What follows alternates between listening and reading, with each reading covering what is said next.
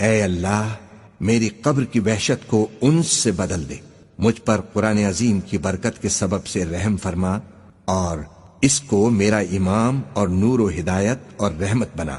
اے اللہ اس میں سے جو بھول گیا ہوں مجھے یاد دلا، جو میں نہیں جانتا اس سے مجھ کو سکھا اور اس کی تلاوت نصیب فرما دن اور رات کے وقتوں میں، اور اس کو میرے لیے دلیل بنا دے۔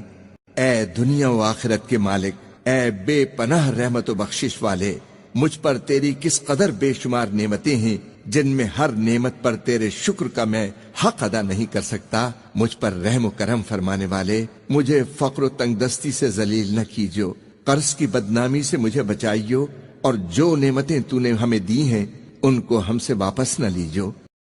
صحت و عافیت کی زندگی عطا فرما، اپنی تمام نعمتوں پر تجھے یاد کرنے، تیرا شکر اور عبادت کا پورا حق ادا کرنے میں ہماری مدد فرما۔ ہر قسم کے شر و فساد اور اس زمانے کے ہر فتنے سے میری اور تمام مسلمانوں کی حفاظت فرما، تو ہی اپنے بندوں پر رحم فرمانے والا ہے۔ اے اللہ ہمیں ہدایت نصیب فرما، ہمارے ظاہر و باطن کی اصلاح فرما تاکہ ہم گمراہیوں سے دور رہیں، اور ان مقبول بندوں میں ہمیں شامل فرما جو سچے دل سے ایمان لائے۔ تو پاک اور بے عیب ہے، ہم تیری نعمتوں کا شمار نہیں کر سکتے، ہم تیری نعمتوں کے شکر کا حق ادا نہیں کر سکتے۔ تو ہی سب سے زیادہ رحیم و کریم ہے اور ہر مانگنے والے کو سب کچھ دینے والا ہے۔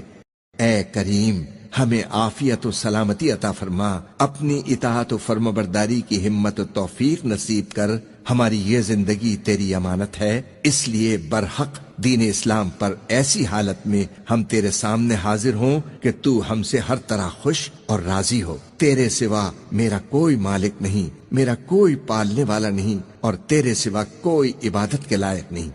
اے اللہ تو ہی آسمانوں اور زمین کا بنانے والا ہے اور دنیا و آخرت میں ہمارا مالک و مددگار ہے۔ اس تمنا کو قبول فرما کہ سچے مسلمان کی طرح ہمارا انجام بخیر ہو، تیرے نیک اور مقبول بندوں کی رفاقت حاصل رہے۔ تو نے ہر چیز کو اپنی رحمت میں لے رکھا ہے، تو ہر چیز سے باخبر ہے۔ تیری بتائی ہوئی راہ پر ہمیں ہمیشہ چلنے، گناہوں سے بچنے اور توبہ کرنے کی توفیق عطا فرما۔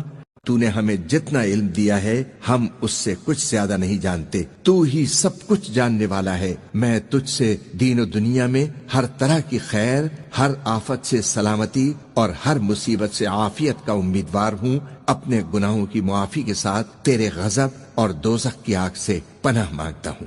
اس کلمے پر میری زندگی ختم ہو۔ اشہد ان لا الہ الا اللہ وحدہ لا شریک لہ وَأَشْهَدُ أَنَّ مُحَمَّدًا عَبْدُهُ وَرَسُولُهُ۔